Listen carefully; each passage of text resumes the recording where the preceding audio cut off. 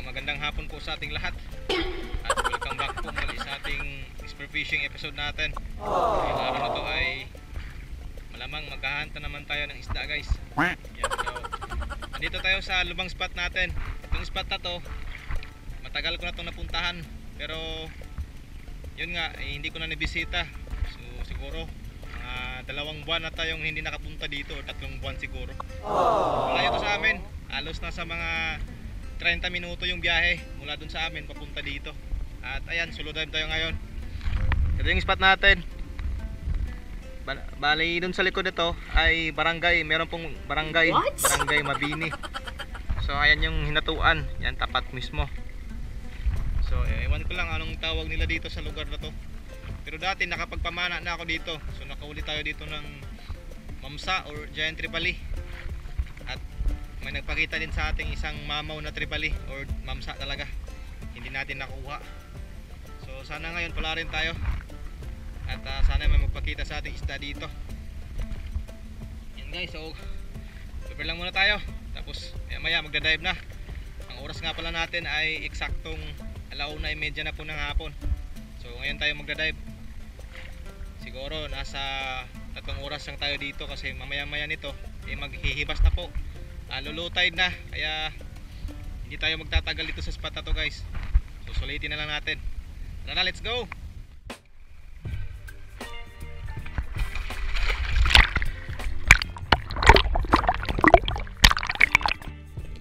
Alright mga parechong, ayan, welcome back po muli sa ating spearfishing. At eto, after nating mai-load yung ating mga rubbers at nang nakapag warm up dive na tayo, ay eto, nagda-dive na kagad tayo dito guys sa may malalim na area. Masyado kasing matumal guys doon sa may mababaw na area, at buti na lang dito sa may malalim may nagpakita sa atin grupo ng mga surgeon fish, kaya agad ko na itong binaba at nang makapag-secure na kagad tayo ng unang isda natin. At kinuha ko na rin to para may pangdaing tayo sa araw na to. Ayan, unang isda natin, isang surgeon fish or ang tawag nito sa amin ay hindangan. Bago ko pinana guys itong surgeon ay nagmasid-masid muna ako sa paligid at baka may biglang magpapakita sa atin na mamsa. Kaya eto, tanaw-tanaw muna tayo at baka may mapapadaan. Kaya lang, talagang wala naman, kaya kuha na lang tayo ng isa dito.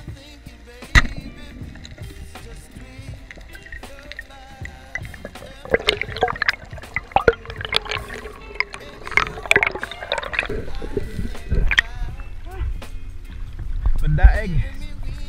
Tuwal guys.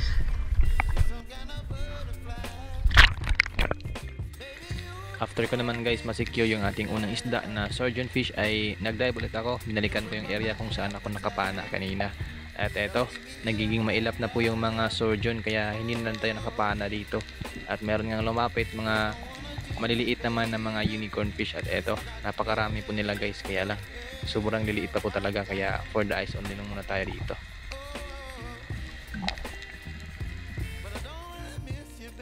Halos nakailang dives na rin ako dito guys sa area na to. At eto pa lang yung pangalawang isda natin na natitira natin sa area na to. Nag-ambush ako dito guys kasi hindi natin matansya kung saan yung isda na dadaan. Kasi nung previous pagpunta ko dito ay yung mamsa ay nasa mababaw lang po, kaya ito nag-dive tayo dito sa may mababaw, kaya lang tingin ko wala talaga. At eto may lumapit sa atin na canoping or yung good size na katamba, kaya ito pinana ko na.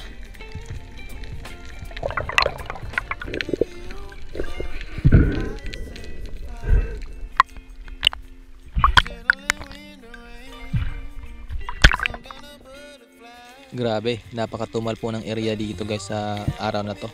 Wala pong isda na nagpakita sa ating mga malalaki. At buti na lang sa dive na to ay nakatiming tayo na dito sa dinapaan natin sa gilid ng malaking bato, meron palang rabbit fish or kitong na nagpapahinga. At eto, natimingan natin yung paglabas niya muna doon sa bato, kaya binana ako na para madagdagan yung huli natin.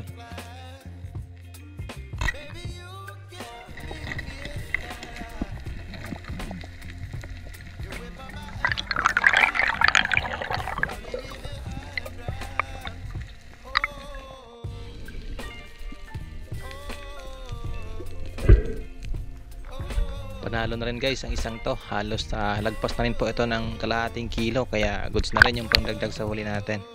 halos nagtatatlong oras na rin tayo nagda-dive dito sa area na to guys, at wala talagang malalaking isda na nagpakita sa atin. At nang babalik naman ako sa bangka, eto may napansin ako lungga ng isang mantis shrimp, at eto nakausli lang siya kaya pinana ako na. At timing naman, tinamaan natin guys yung mantis shrimp, at tinamaan pa natin sa gitna, kaya ito nakatulog agad yung pamuntaha kung tawagin sa amin. Ito po guys ay kaori lang po ito ng mga shrimp, at medyo may kamahalan din po ito kapag ito po ay binibenta sa palengke. At ito rin po yung isa sa mga paborito ko na lamang dagat na kapag nakita ako ay talagang pinapana ko para may pang-ulam sa bahay. Ang laking mantis guys, oh. Mantis shrimp.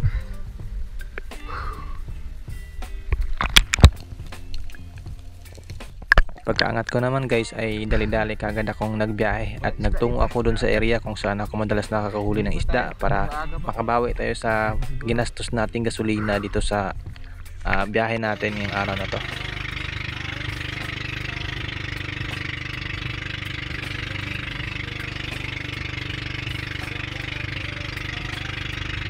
Guys, yung ating spot. So, kakarating lang po natin. Dito tayo magda-dive sa gilid ng Agos. Ayan. So medyo may pangantuhan kasi sa malalim dyan. Dyan tayo mag-aabang ng isda. At tatry natin. Baka may sampa ulit ng mamsa dito. Dito natin nahuli yung malaking mahuri natin. Saka yung GT natin. So subukan ulit natin. Baka may isda ulit. Ayan.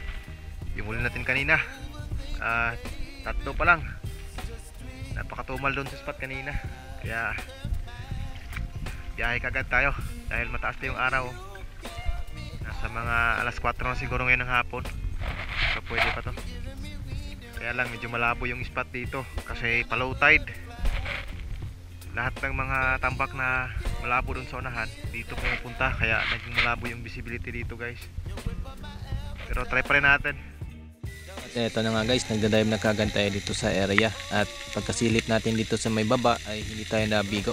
Meron pong grupo ng mga samaral at mga ilak, kaya eto pumili tayo ng ilak dito guys kasi ito yung pinakamalaki na nasa grupo.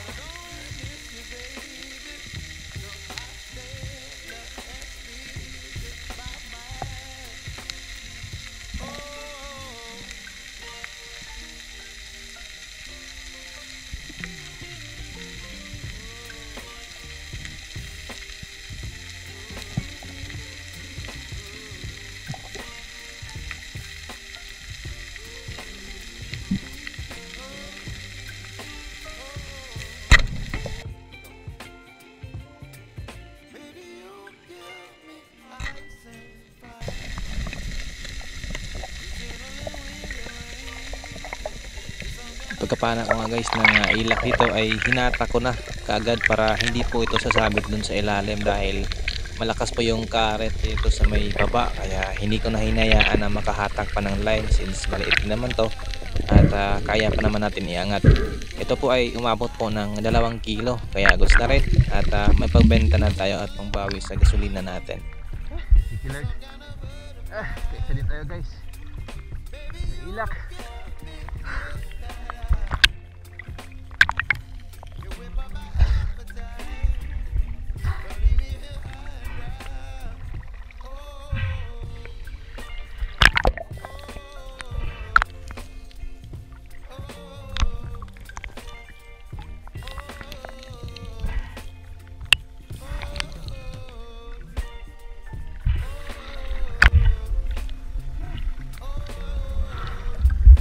Taba yung isda guys, ayan o.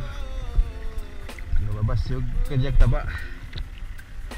Good size na rin, mga 2 kilo. Ayan guys, pagkatapos ng pahinga natin ay bumaba kaagad ako at binalikan ko yung pwesto kanina. Bali nag-abante lang tayo ng halos 2 metro ang layo dun sa unang pwesto natin para hindi po tayo mahalata ng mga isda na nagahan tayo sa kanila. At pagkapwesto ko nga dito guys, hindi po tayo nabigo dito. Andito yung mga samaral at meron pang kasamang ilak, kaya ito tamang hintay lang muna tayo dito sa tamang pagkakataon na makapatama tayo ng isda dito.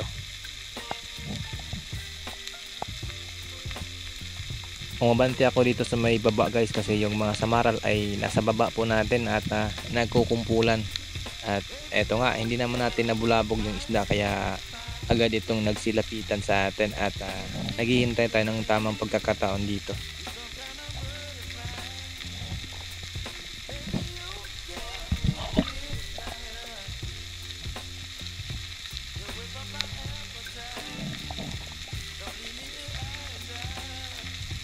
At tinaanan pa tayo dito guys ng isang good size na ilak, nasa lagpas 1 kilo na rin, kaso hindi ko muna pinansin kasi may nakita akong malaking unicorn dito sa may baba, kaso hindi tuluyang lumapit sa atin kaya ito pumitas na lang tayo ng isang samaral na napakalaki na rin ang isang to. Mga parechong, singit muna tayo ng shoutout natin. Una shoutout po kay Ma'am Rosana Villahermosa from Davao City at kay Sir Romel Navarrete from Barangay Kansasay at kay Sir DG Jandy from Surigao del Sur at shoutout din kay Sir Johnny Haiktin at kay Sir Larry Marcelino at Burinis family, Yapax Boracay, Malay Aklan at kay Sir Mejan Pasensya Rans at shoutout din natin ng mga tropa nating vlogger din at kay una kay Rinan Fishing Adventure, kay Sibadong Vlog, kay Jun TV Vlog, kay Kanu Fishing TV, kay Pain Expert, Manoy Nil Vlog, kay Linon's Fishing Adventure, Sea Adventure Page, Arbook TV, kay Vinovix Vlog, kay Kuya Nor TV, kay Sundalong Espero at kay Sir Joseph Agdon. Maraming salamat po. May ilak sila lumapit sa atin kasi hindi ko pinansin. Kasi yung aabahan ko sana yung malaking unicorn. Kaya lang biglang nawala yung unicorn. Hindi na bumalik. Kaya kumuha na lang tayo ng isa para hindi sayang yung pagdive natin kasi kinapos na tayo sa hangin. Sayang naman, mabulabog lang natin pagkangat natin. Pagkatapos ko namang makarga guys itong isda natin dun sa bangka ay nagdive pa naman ako, kaso wala na pong isda na nagpapakita sa atin kaya nag-decide ako na umuwi na lang kasi madilim na rin sa ilalim at masyado na rin matumal at magbebenta pa kasi tayo ng isda. Itong isda nga pala natin guys ay hindi ko na nabidyohan nung pagbenta natin. Ito po ay kumita ng 650 kaya gusto na rin kahit pa paano. Naibenta lang natin ang 3 piraso, yung iba naman ay pinang-ulam na lang namin. Umabot na rin guys ng 3.4 kg yung 3 piraso natin, 2 samaral at isang ilak na good size na umabot ng 2 kilo. Kaya goods na rin kahit papano. Kinabukasan guys, balik na naman tayo sa pagdadive natin. Bali, hanap na naman tayo ng ibang area kung saan tayo mag-spear fishing. Bali, morning dive tayo ngayon dito guys. At eto nga, pagkarating natin, nag-load kagad tayo ng rubbers dito. At naghanap tayo ng ibang isda na pwedeng mapanan natin sa araw na to. Bali, sa dive natin ngayon guys, ay pera na sana tayo. Naging bato pa kasi yung grouper na napanan natin ay nakawala pa.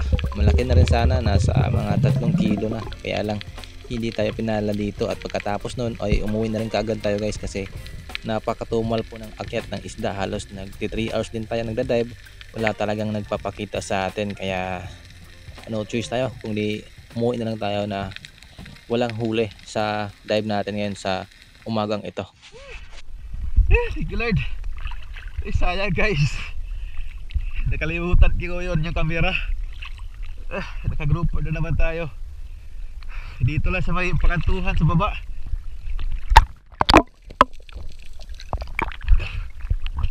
Nakalimutan ko i-on yung camera.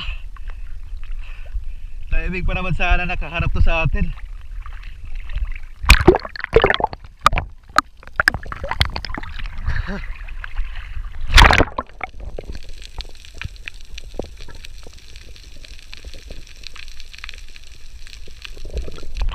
Diyan natin na paana guys, baba guys.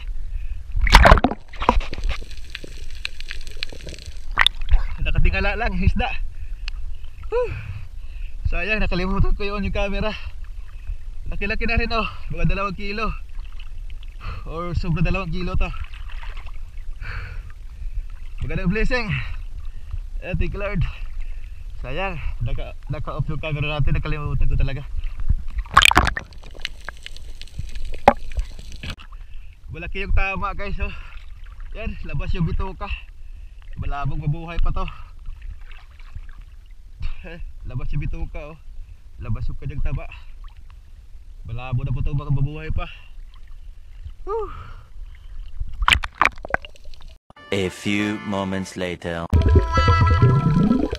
Dito guys, sinubukan kong hanapin yung grouper kung saan sumuot ito sa may bato. Kaya lang wala tayong dalang flashlight kaya hindi natin nahanap.